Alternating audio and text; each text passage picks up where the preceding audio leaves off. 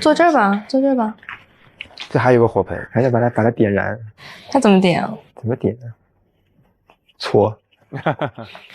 你有没有看过我那种抽象出荒野求生吗？哦，我看过，看了是吧？就那个贝爷的那个吗？对，类似的。我小时候特别爱看。我给你画了幅画，哦，我去把那个画给你。好，你在这里等我还是？我在这等你。OK。I guess I could never see some things aren't meant to be.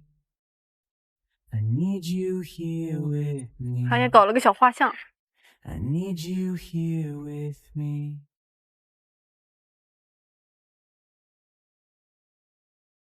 I guess I could never see some things aren't meant to be. I need you here with me. 你先说，你觉得你自己画的好吗？很好啊，真的。是吗？你不觉得很像你吗？你知道为什么画这个？哎呀，这有进步呀！想让我是不是给你拍照了？就是这个动作。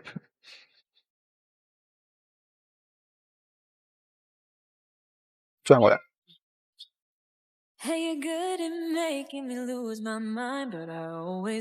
还有点像呢。啊，蛮可爱的。这个是什么？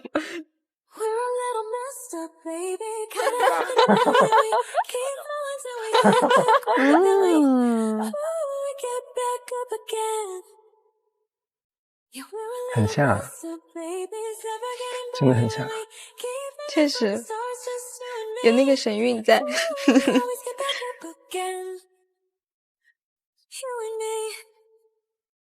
我只能画这种卡通的，其他画不了。你这画一次就画成这样了？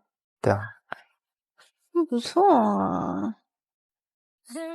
但是有些细节画不出来，就头发上面啊什么弄起来。有些细节你画的被你擦了。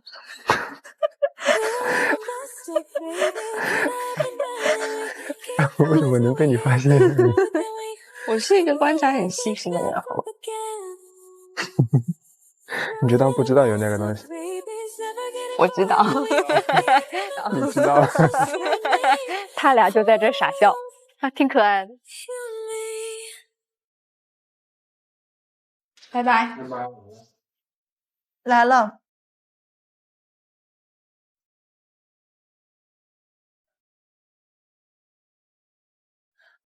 哎呀，外面的风是甜的，还好吧，酸的，还好吧。挺好看这衣服，我的外套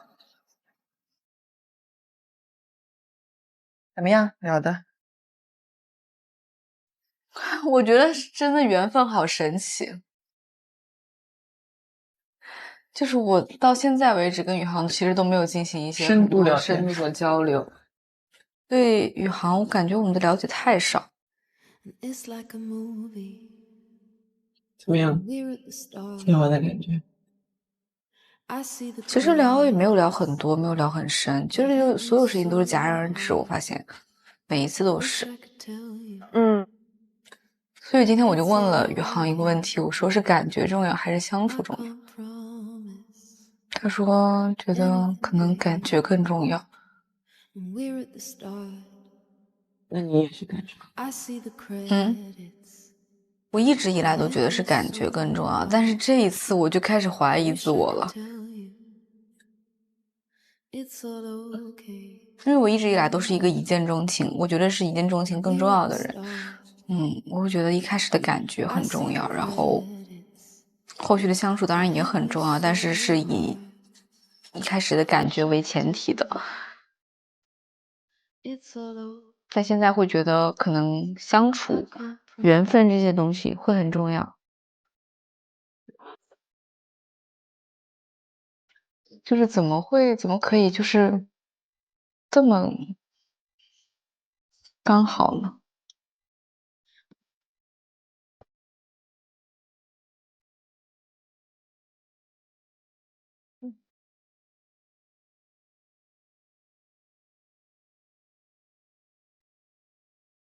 其实我这一次，跟子涵的这一次旅行更加认识他了，好像更加的，就是相处起来会很舒服。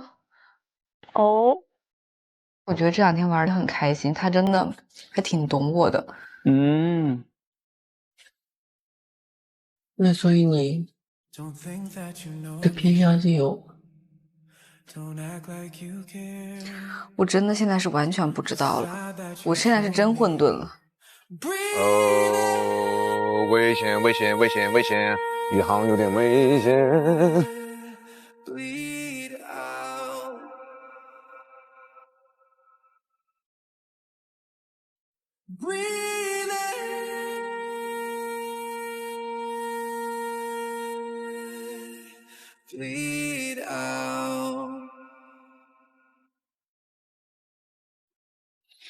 你今天是聊了吗？聊明白了吗？我不用聊明白，我就能感受到。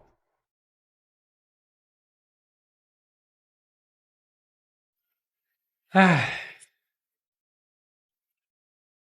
我刚刚其实也很难受，但一帆会来跟我聊天，聊着聊着，我发现我就好多了。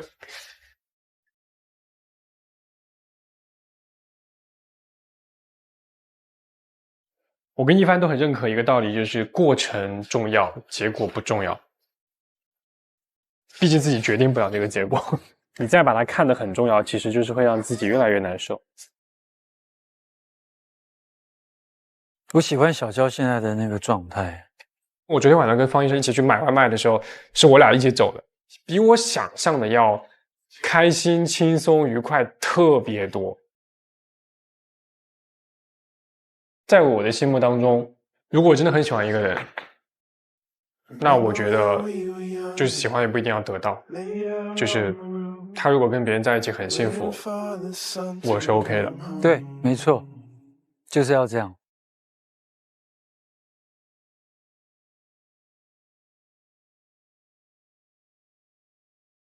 我觉得其实大家都是一个可以理解的状态的。就是我其实觉得刘子涵的状态是，只是他的理性在告诉他自己要 let go， 但是他的感情其实有点难受。你不要忘了，他们这次的遇见是刚刚2天的旅行结束哦。你跟这人经历了2天，哇塞，都很开心。那刘子涵呢，他自己说了，他是需要反馈的人。我可能会觉得子涵还有希望，因为痴痴说他现在是真的混沌了，他在此前都是有倾向的。对。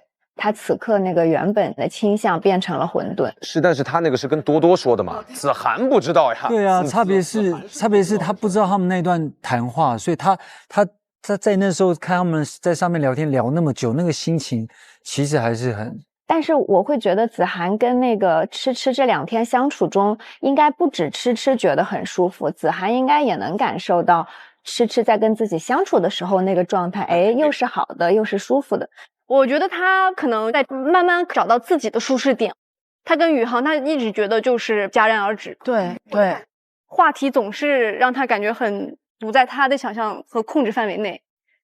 其实宇航他不会主观的想要去忽略他的感受的，但是他有的时候看不到，是因为他真的不知道他情感的需求点在什么地方，因为他们不同频。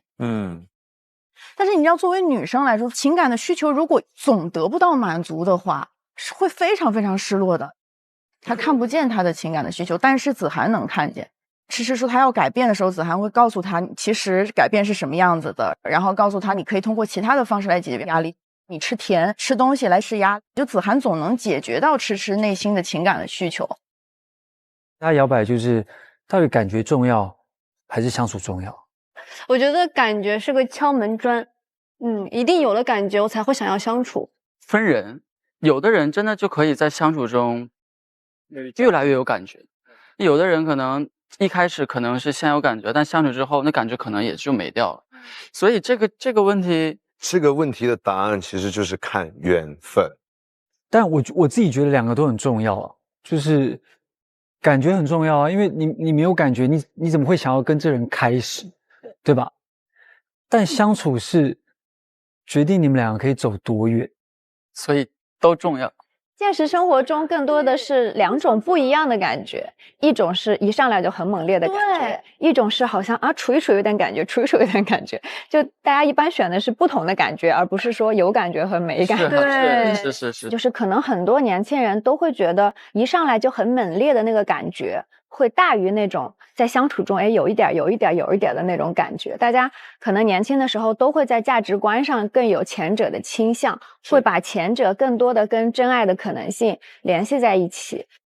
就是那一种相处中有一点感觉，不一定比那个一上来就猛烈的感觉差，是它只是两个不一样的东西。我特别同意这个的原因，因为感觉这个东西有一个非常危险的感觉，很多时候是你自己的想象。True。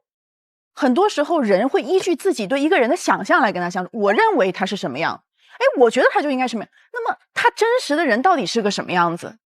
你只有通过相处，没有不对，只是我觉得这个是他最大的风险点，就有可能你的失落和落差来自于真实的人跟你想象中是你自己想出来的。是。来吧，那接下来我们往后来看吧。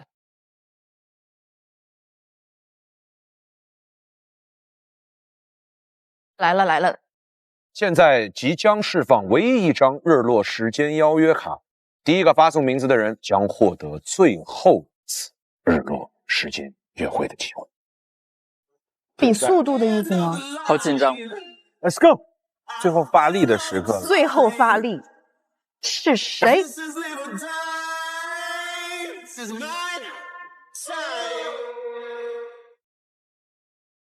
我已经知道谁了。首先排除多多。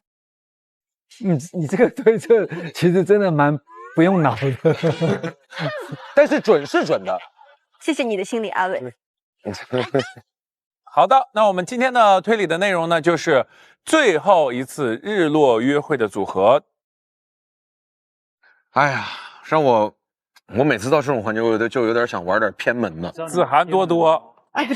这太偏了！我跟你说一声，那个瑞龙可回去了啊，你可别太偏门，搞不好瑞龙万一这一期隐藏其实回来了呢 ？You never know。好，我瞎扯的。OK， 我写完了。好，写完的同学先给我们分享一下啊，来吧，小八。小芳、兰兰，你这么能推理，这个对你来说 too easy， 换一个。不是，我就想看他们俩。OK。可以，哈尼，你是什么？是方医生和兰兰。画的好好哦。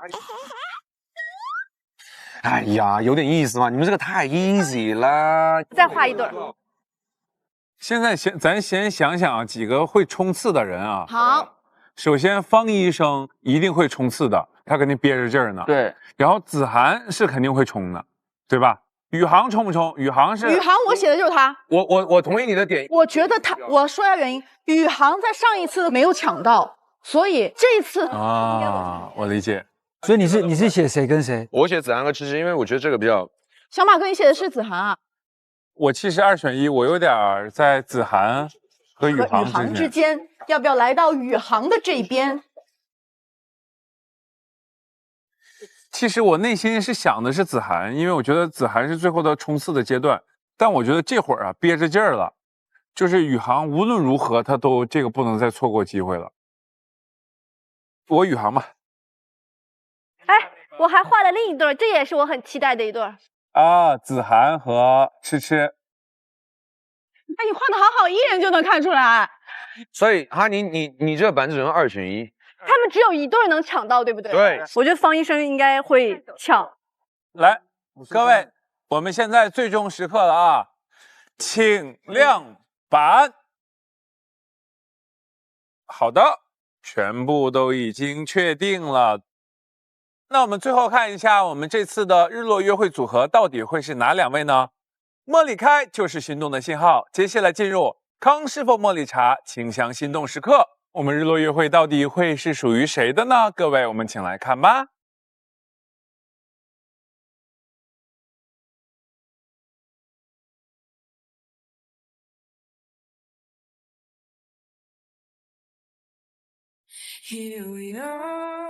这裤子是谁啊？这个手像吃吃。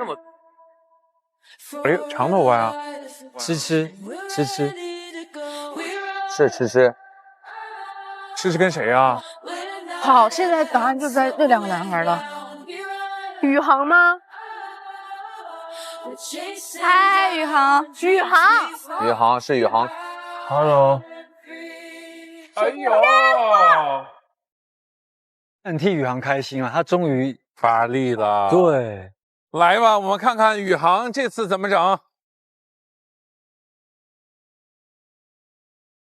嗨，宇航。Hello。哇，你今天头发绑得好漂亮啊！哎呀，谢谢。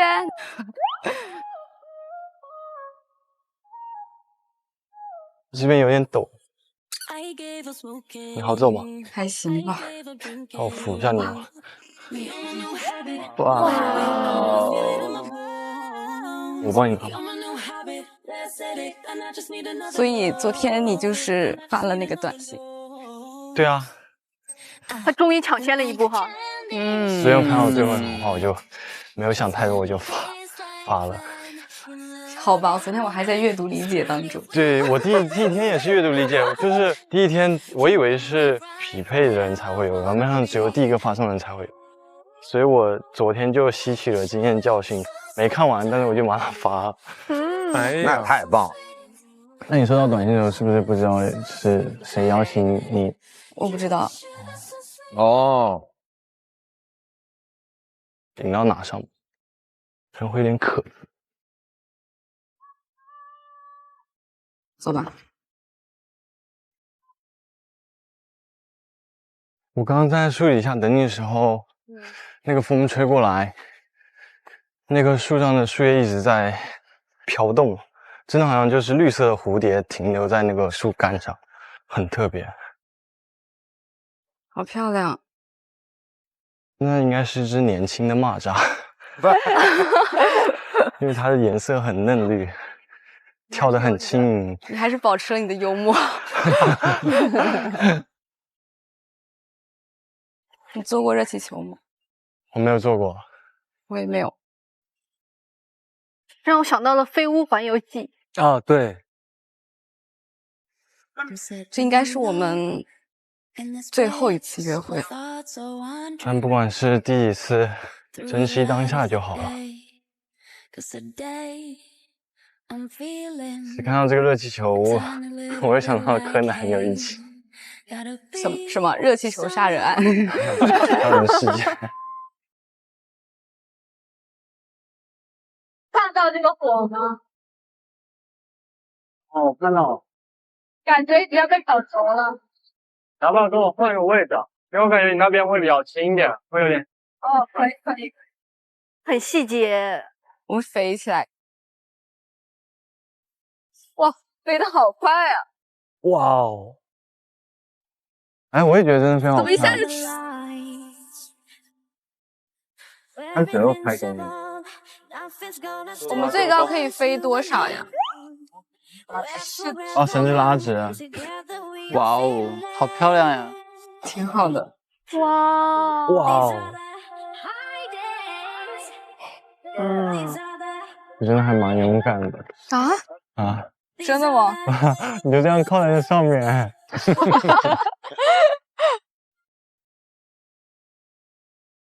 但说实话，我们不用带着东西啊。我说，说实话，我们不用系一些什么安全绳之类的东西吗？怎么了？你又开始了？没有，只是有，就是出于安全角度考虑。怎么？干嘛？没有，我是觉得他不是说上升的时候会有点不稳吗？啊，真的蛮好笑的。真的很紧张。没有紧张，我只是就是有点出于理性的角度考虑。嘴硬。我们到最高了吗？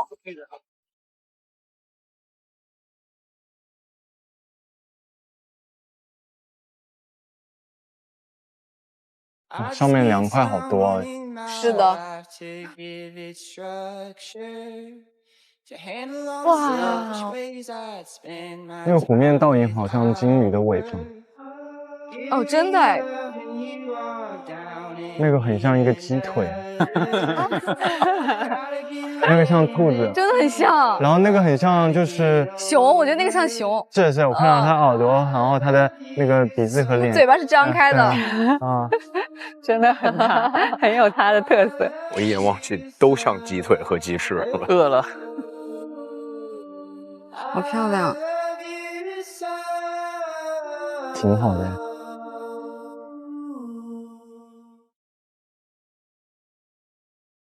哦，夕阳快要落山了。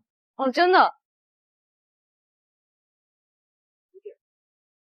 刚才来的时候还看到牌子，写的是“人生海海，山山而川”。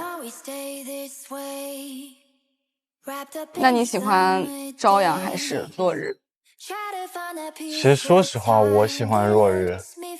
为什么？因为我觉得它的这个晒出来的温度就刚刚好，就是马上就要进入到静谧的夜晚。那你喜欢早晨还是？我喜欢朝阳。朝阳。对，因为我觉得朝阳代表着希望。希望。新的一天又开始了。夕阳确实很美。真的落山落得很快哦。现在就已经快没了。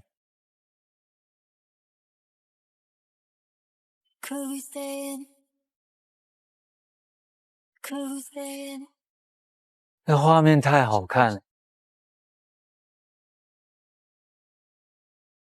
我记得你说过你喜欢海，就是山和海，你更喜欢海啊？我喜欢海。是吗？啊。那你对于山是怎么看的？山怎么看？我觉得它很孤单。山很孤单，很安静。海会有海浪的声音，但山无声的神秘。我觉得海会更神秘一些，海里面充满了未知。山给我一种很大的安全感和包容性。你看，其实他就是一个很需要安全感跟包容。对，所以他喜欢山嘛。所以那句话我觉得还挺好。哦，人生海海，山山而川，不过尔尔。你看过吗？我没有看过，这是一本书吗？麦家的人生海海。麦家的。那你怎么理解的？就是人生可能和海浪一样，或者是山川一样，此起彼伏，有高有低，但是不过尔尔。不过尔尔。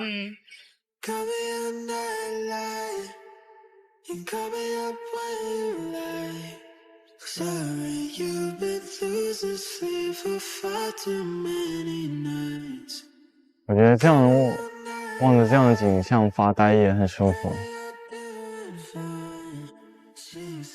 晚上在这种微风徐来，然后可以躺着坐着，然后跟身边的人一起做点什么事情，就挺开心的。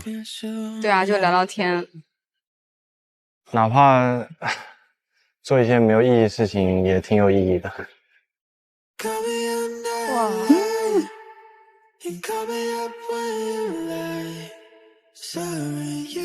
我感觉热气球可以把两个人靠得很近，看那个风景的时候，会让你有很多很多的感触。那一瞬间，你会有很多画面，你这时候就比较容易有更深层的交流，很适合现在的他们。我们是在降落了吧？哎，平安着陆，放心了吧？我没有不放心啊，我一直挺放心的。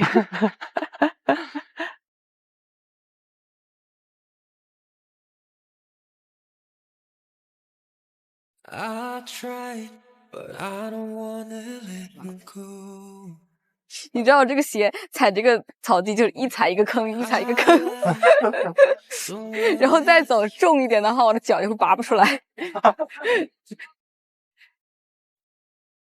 那气泄的好快呀！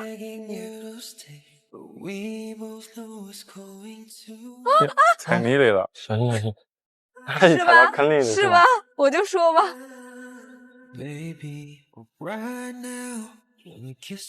好快啊！好真的很快快啊！然后就感觉刚上去好像就下来，就真的觉得很像我们小屋的生活。唉，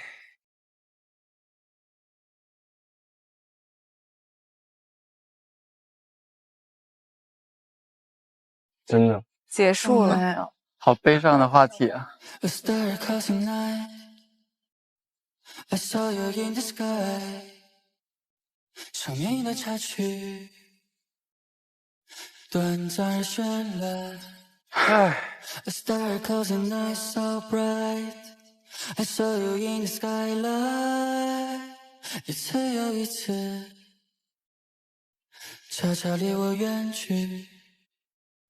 没有方向的钟在原地，时间散漫波动着滴答滴，很不舍。频频回头的人在抗拒，黑夜的牢笼困我在原地，这里没有你。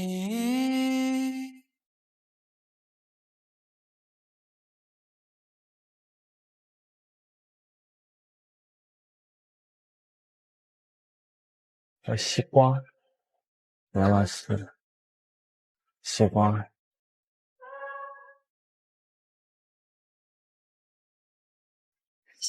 哎呀，掉下来。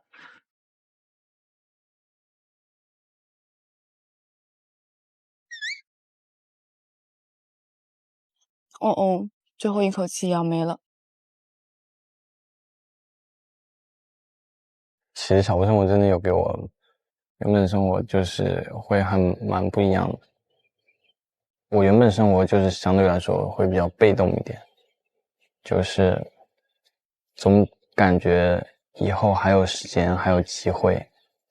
来小屋之后，我觉得有时候人生应该就是把握当下。如果眼下有想做某件事情的机会，你就要马上去做。人生不会有这么多次机会放在眼前。其实以前我有遇到过这样的事情，有一些经验教训吧。当时我很想去看勒布朗詹姆斯的现场比赛，我想了一想，算了，因为我感觉等明年或者下次有机会的时候再去看也可以。没想到就后面就回国，就再也没回去了。哦，你会觉得后面还有机会，对吧？所以永远要抢占先机。哎呀，哇，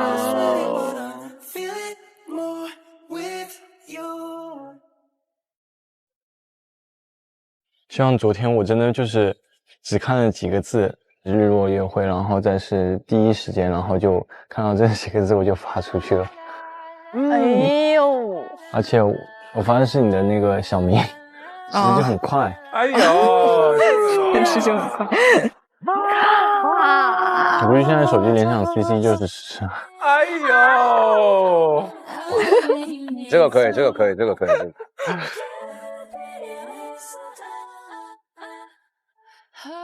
那你觉得在小屋的自己和你所认识的自己有什么不一样？我觉得，就我没有想到我居然也是一个行动力很慢的人，我一直觉得自己是执行力超强的人。我觉得可能跟场景有关系吧，就是工作时候的自己和在情感上面的自己就会不一样，或者是在家庭的自己也会不一样。其实我在家里，在我爸妈面前，跟我在我朋友面前就是不一样。什么样的？在我爸妈面前的话，就是话很少，但是我跟我哥、我姐一起的时候，就会跟朋友一样。哦，那你是会把所有话跟他们说的吗？还是？不是啊，那不是。那你有话跟谁说？其实我好像很少倾诉。我不太会把一些负面的情绪说给别人听。那你跟我很像，其实我也是，但我觉得这样不好。为什么不好？因为我觉得有事情还是要说。看什么事情吧，有些情绪的话就是消化掉就好了，然后消化完再去解决问题嘛。在非情绪化的状态下去处理问题，我会觉得会更有用，更高效一点。怎么样？给我的这个惊世说教有没有就是因为我没有觉得你在说教，我没有感受到你在说教。其实我通常只是在表达我自己的感受和观点，但很奇怪的是，有一些人就会觉得我在杠。我交流的时候，就是我是很想听到不一样声音的人，我希望他跟我进行辩论，希望他可以跟我有交锋，我希望他是真实的表达。我也是这样子的。哇，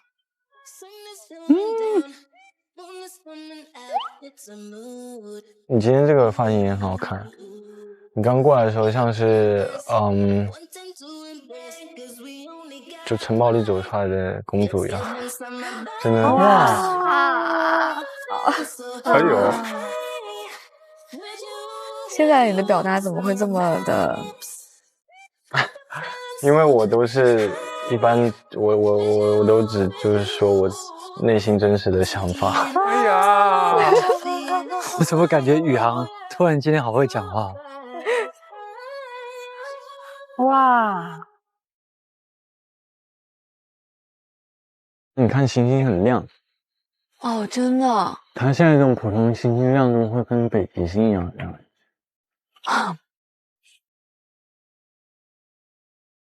蓝色好美。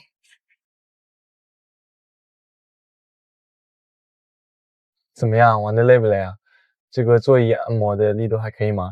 这个是自动开启的吗？好舒服啊，感觉马上就能满血复活了。对的，我提前开启了舒享模式。舒享模式已自动开启，请好好休息一下吧。而且这个氛围灯也挺梦幻的。你好好休息一下，这个模式还是比较舒服的，咱们等一下再出发吧。好的，谢谢。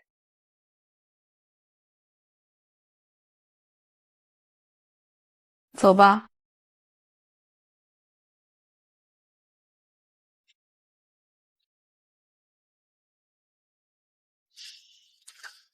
我昨天晚上还跟多多聊你们当时选择这个旅行的结果。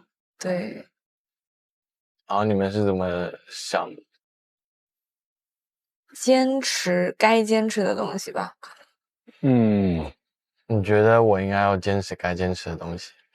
每个人都应该坚持该坚持的东西。确实是的。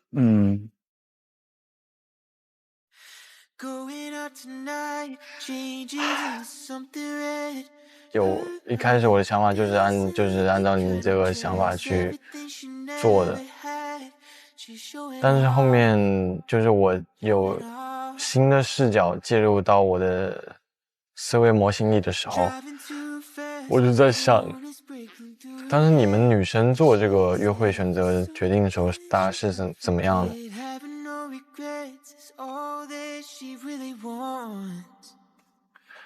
其实说实话，我对于你的想法，我只能是大概猜测，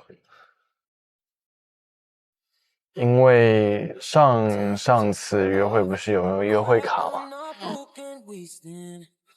当时不是有2张卡吗？然后我不清楚你是想了解就是哪一方啊？你是因为不清楚我的想法，所以就是最后选择了。他很在意。有这个因素。也有这个因素。另外一个因素就是你要想直接耗到天亮，其实对每个人其实都会有影响，对吧？如果当时不是我那个的话，我觉得这个问题就没办法解决。嗯，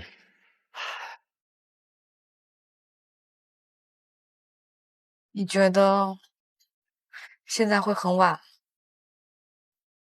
8点？你是什么？现在很晚？你应该问的不是这个时间，今天现在。我看见了，现在8点。其实在问是我们现在在更了解彼此会晚不晚，节奏晚不晚？他说8点。哦，你说觉得缘分这个东西是吧？所以我觉得缘分很有趣啊！我一直问你觉得现在晚不晚，因为我觉得真的还挺晚了。我的天哪！会晚吗？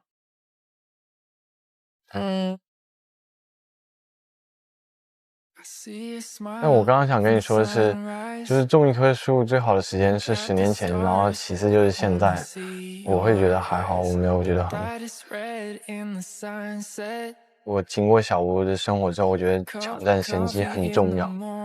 但你又不是会抢占先机的人。我有改变自己啊。那如果不是我昨天第一个发的这个，你觉得我们今天还有机会在这里聊这个话题？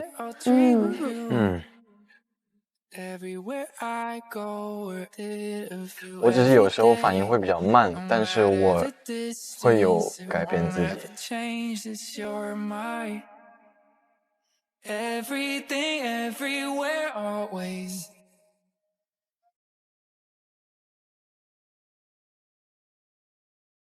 宇航现在上节奏了，但是其实已经宇航有点忒慢了，但是慢中慢了。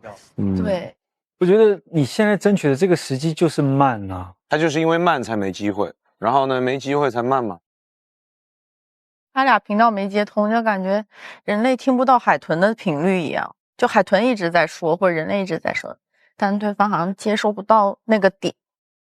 我觉得就在今天这个日落约会之前，我们都会更多的把问题聚焦在因为宇航不够主动，因为宇航不够快，但是反而看了今天这个日落约会之后，当他真的主动起来了之后，我反而觉得好像看到了其他的问题。对，宇航他的整个人的这种状态，他处理问题的状态，他思考问题的方式，可能都和吃吃不太一样。其实他们这个约会是最限制他俩在一个小空间里的。在那个方寸之地，你看着我，我看着你，除了说话也没有别的事儿干。就即便是在这样的沟通场景下，这沟通还是没能有效起来。当然了，还有一个就是时机嘛，你可能错过一件事情，你可能会后面错过很多事情。你可能有一步走错，它后面可能会好几步，你需要去把它掰回来，就是可能你要去走的比其他人要更多一点。我觉得这些原因都有，因为它也不是一个单方面一个原因，就是其实我们刚刚所说的所有的种种原因加起来，导致现在这个情况，是吧？不过宇航的改变和努力是值得肯定的，是看得见。然后与此同时呢，我们来继续看一下另外一边又发生了什么样的事情呢？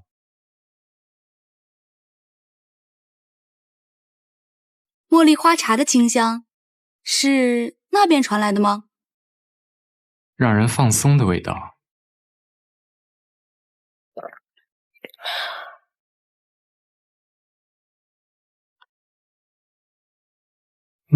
清香回甘。是它的清香在释放信号。原来茉莉开就是心动的信号。好喝的康师傅茉莉花茶，你该知道了。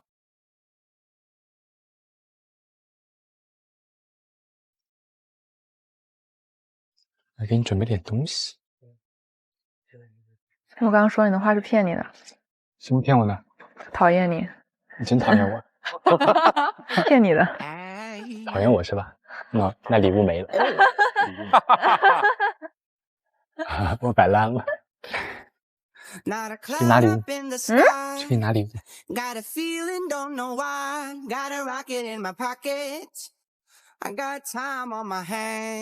礼物，送礼物。风筝哦，风筝，放风筝。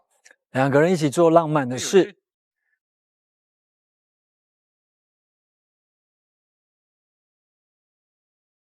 这是什么啊？2个礼物，惊喜。介绍一下。这是什么？风筝吗？这个是风筝，这个是准备的学士服，准备的学士服。哦哦，他要陪他毕业。不是毕业旅行错过了嘛？因为跟他旅行嘛，然后给他拍那个毕业照嘛，应该是。哦，这个点很细节，细节也有仪式感。这个是准备的学士服。哦，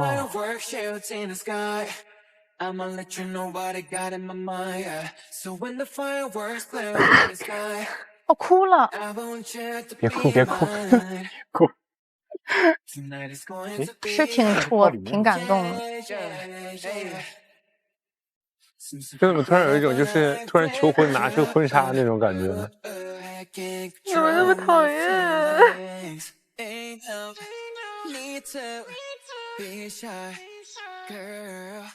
来吧。好丑啊！我现在。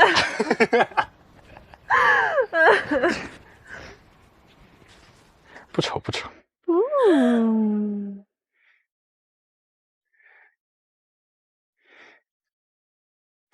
你不是说你正好20号参加毕业典礼，正好小吴又打乱了你的毕业旅行，正好我们又来了新疆。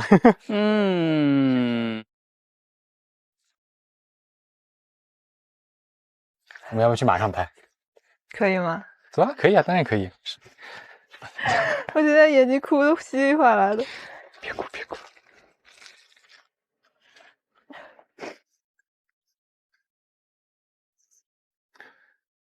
我觉得女生会很感动，这个点真的很戳人。毕业这个真的挺好，走吧。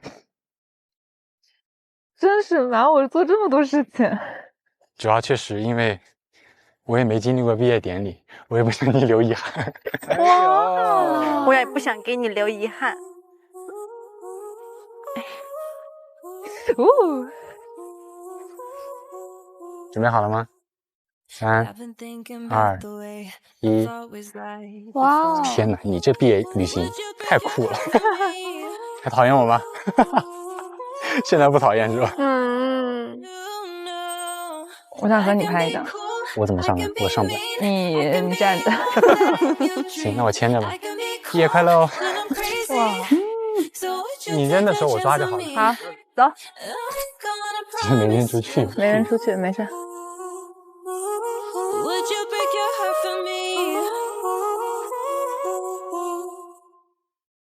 哎呀！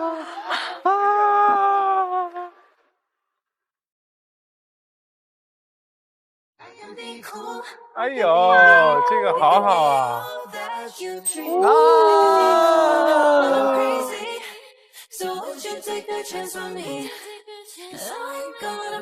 其实我准备了2套，那穿上一起拍。千万不要说我装嫩。一起毕业，很浪漫。干嘛呀？多大人了 ？OK， 走。3、2，谢谢你啊，我也毕业了一次。哇，我也毕业了。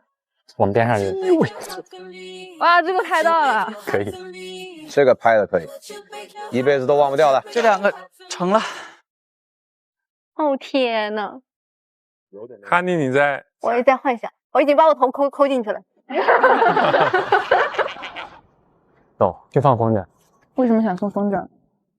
我是想，你可以把你想说的一些话写在上面，然后放飞它。我们写背面吗？放飞。啊，这个我很喜欢。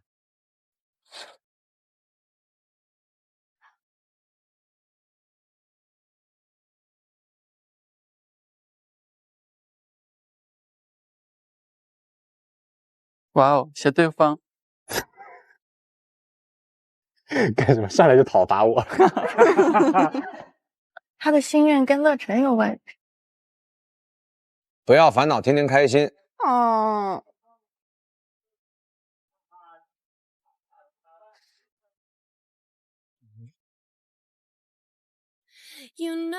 复写，这蛮可爱的，互相写心愿。对啊。呀，小狗子。滚！哎呀！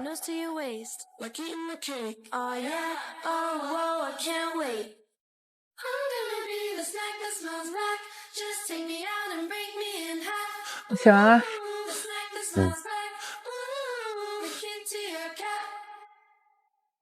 好热，把衣服脱起。你要脱吗？脱。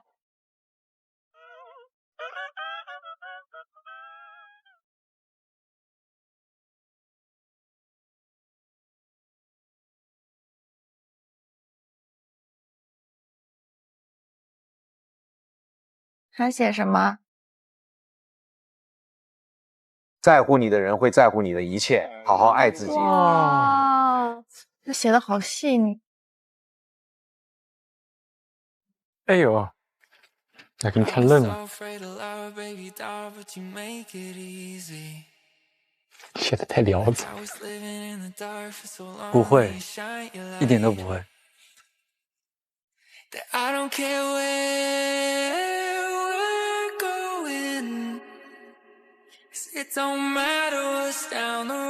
就是在意你的人就是会在意你。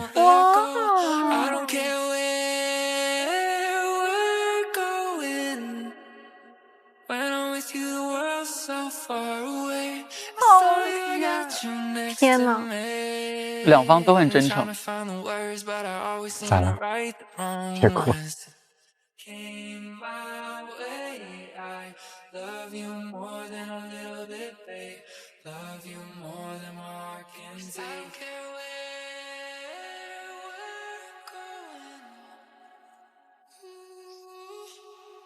走吧。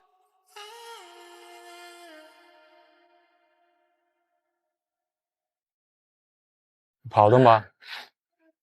跑得动啊？那你拿，你先放，然后我拿着这个，你跑。哎，这边风大，哎，你别咬！太可爱了！哎呀！啊，你放，对。你往那边跑，风从那边吹过来的。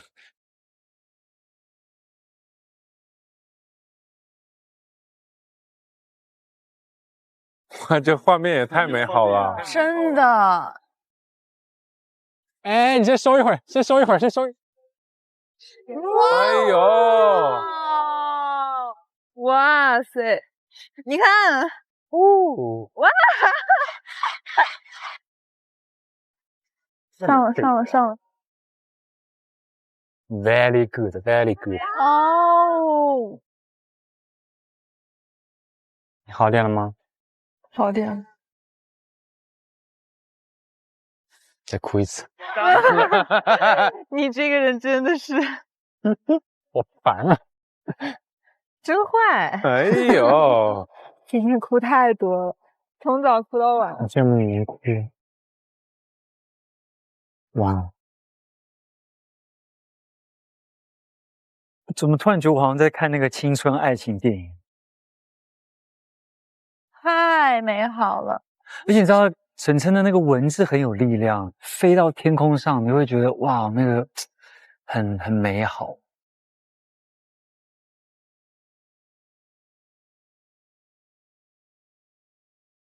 哇，这里放多远？其实你可以不用走那么远了，上面风应该够了，然后你就直接再放线应该就行。啊，不行，要走，我来，拉那个线，我来拉那个线，你来放。哎呀，好配啊！这会儿他下来呢？不至于吧？为什么放不上去呢？是我们的问题吗？风有点小，得跑一跑。给我吧，来跑！我一定要放飞它。哎呀！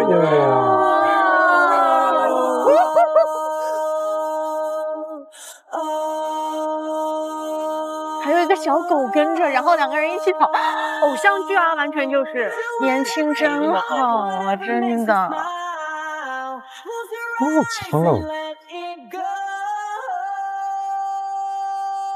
好美好，就起风了，就很有诗意。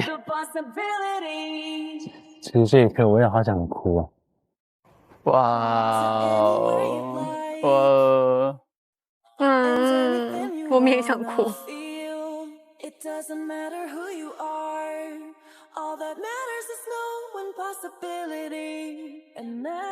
还可以更高吗？他好像是有点上不去了，好像。再许愿来点风。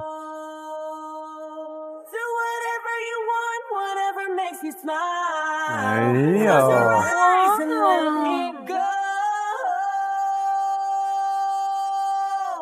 有风吗？这个真的浪漫的有点让人觉得过分了。好感动呀！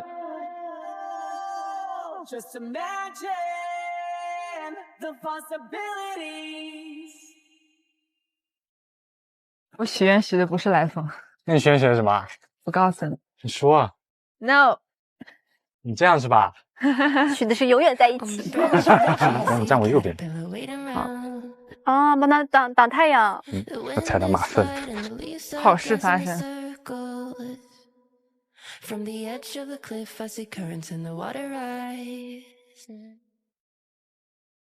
吃饭了。切白。哦，这个有个名儿叫什么锅来着？胡火锅。啊，对。哎呦，我看饿了。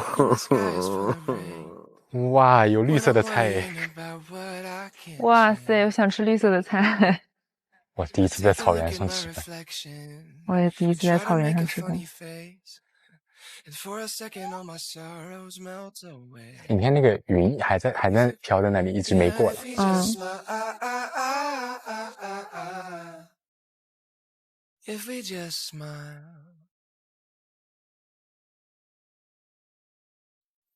OK， 可以，谢谢。你这个直接加点。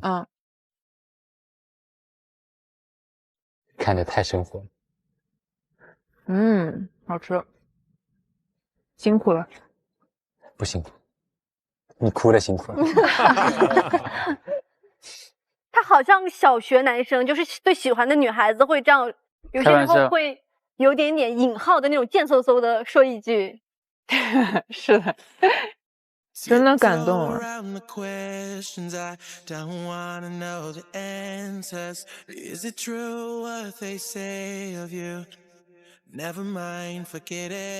为什么想突然送我礼物啊？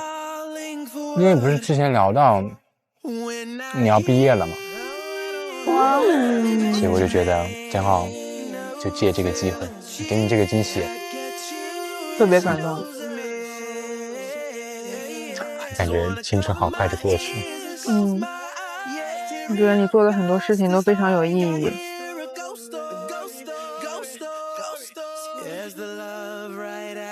你有没有什么特别想做但是一直很遗憾没有去做的事情？我觉得目前来说没有什么特别遗憾的事情，因为我会尽量在这件事变成遗憾之前去尽量的弥补它，制止它。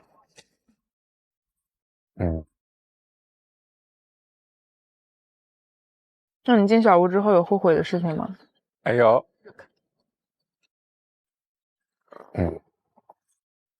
进小屋之后，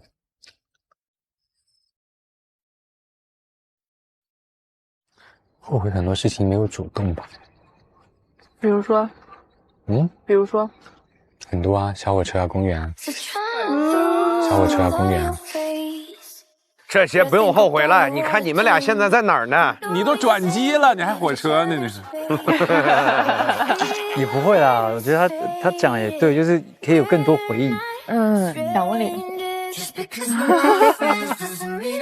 我好像一直是个很被动的人。是啊。但是你的主动不是在言语上，就直接行动了，这是我完全没有想到的。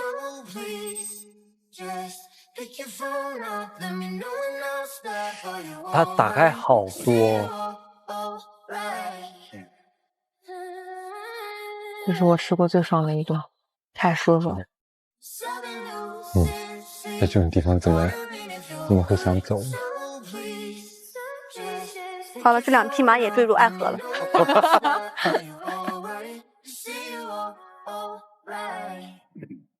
突然觉得给人准备惊喜还蛮有意思。哭的是稀里哗啦的。你那一刻你在想什么？在想啊，你在想什么？干嘛呀？搞这些？什么叫干嘛搞这些？就是从来没有一个人这么记住我的遗憾，或者说我想做的一些事情。因为我之前都是那种得到一些东西，我需要付出特别多的努力或者说精力才能得到。是的，所以说你就是好好做你自己就好。哦，好好。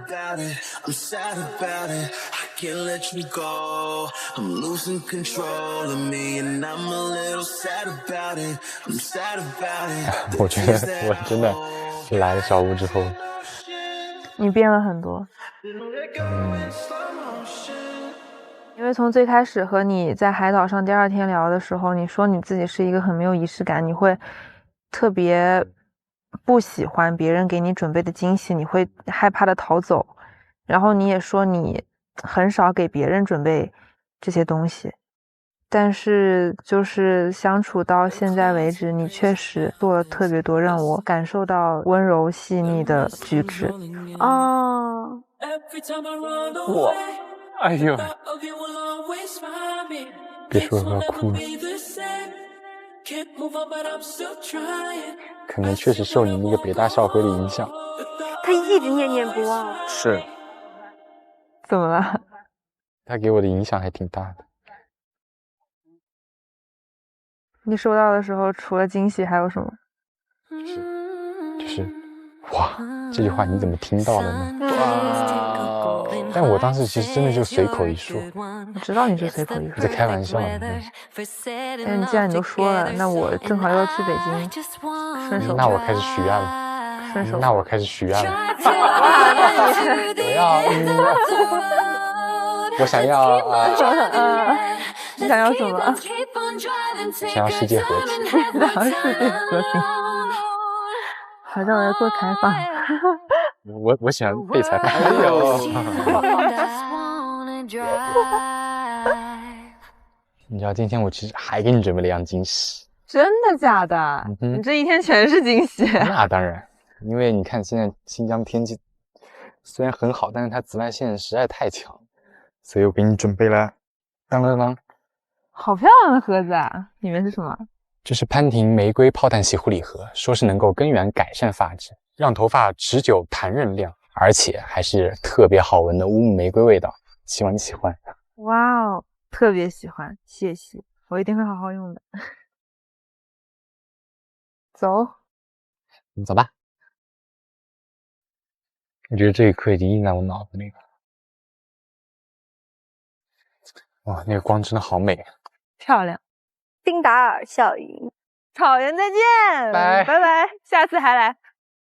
好漂亮呀！天哪！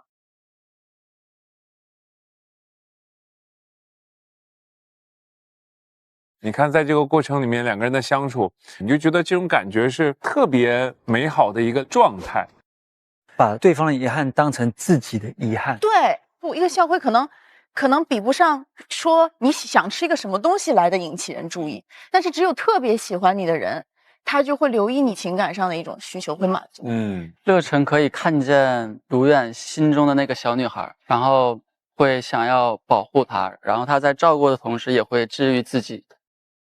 他们到目前为止的相处很成功的一点是有一个正向循环相处模式，哎，刚好卡对了，就是对这个关系就是有示范的作用，然后另外一个人就被带动起来，就是它有一个正面的相互影响。对，我觉得他们那个情感的细腻程度是一样的。我说一个细节，就是他哭完了之后，他们坐下来吃饭，然后乐晨就跟卢远说：“你今天辛苦了，你哭得多，你当时在想什么呀？”乐晨就是做完之后，他还会再问你的细节。然后那个卢远也有问他，当时你接到校徽的那一刻你在想什么？所以他们特别般配。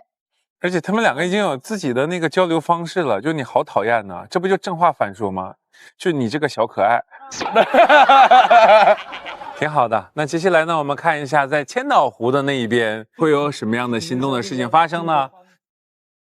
茉莉开就是心动的信号。本节目由花清香茶腥味的康师傅茉莉茶冠名播出。小红书，你的生活兴趣社区，上小红书 pick 你的心动嘉宾，解锁专属内容。本节目由新升级潘婷胜肽泡袋系列赞助播出，根源重塑发型蛋白结构，72小时弹韧量。感谢影像体验官华为 nova 14系列手机，全焦段红枫质感人像，记录你的心动时刻。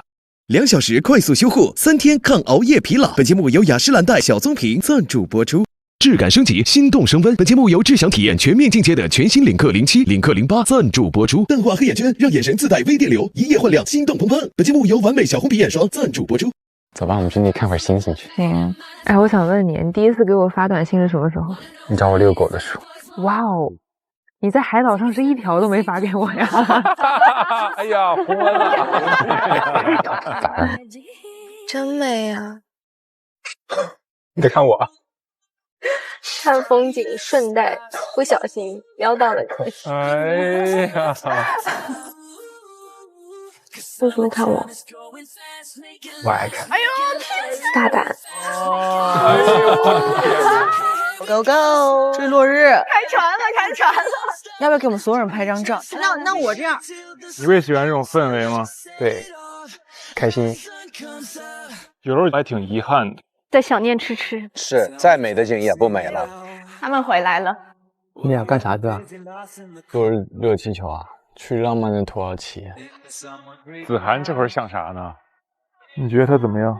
哎呀，哎呦，喂个太好了！就每一个时间点都会有非常好看的美景，享受过程还是比较重要的。哎呀，这种交流太舒适了，拖着兜着那种感觉。这段旅途已经完全超越了我对于心动的定义了。朋友来喽，朋友把烦恼吹扫喽。一件事结束，它会有另一件事的开启。这每个人都有自己的节奏，要撑住。9月30日19点，开启大结局点映礼，第9期下集同步开启 VIP 抢先看，还有点映花絮礼包持续更新。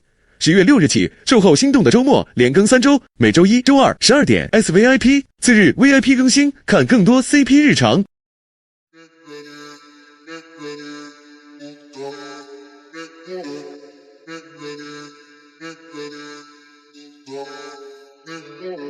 正等着热气的早餐店，透不过气拥挤的地铁，还没睡醒又开始新的一天。摩天大楼下城市很美，云层之中有甜蜜的约会，可我还有永远开不完的会。童话哪怕只一篇，我也要用心体验，但去爱才不会辜负夏天。丘比特放出了箭，别再装视而不见，勇敢一点。向前走，向前走，有微光在眼里闪烁。上微博参与心动的信号话题讨论，分享你的心动观后感。更多节目精彩资讯尽在新浪娱乐、微博综艺、新浪综艺。感谢中文百科合作平台百度百科，感谢合作伙伴百度 APP 对本节目的大力支持。复杂又简单的生活，去发现，去发现，像呐喊已久的悸动。靠近我，靠近我，有微光在眼里闪烁，这是心动的信号。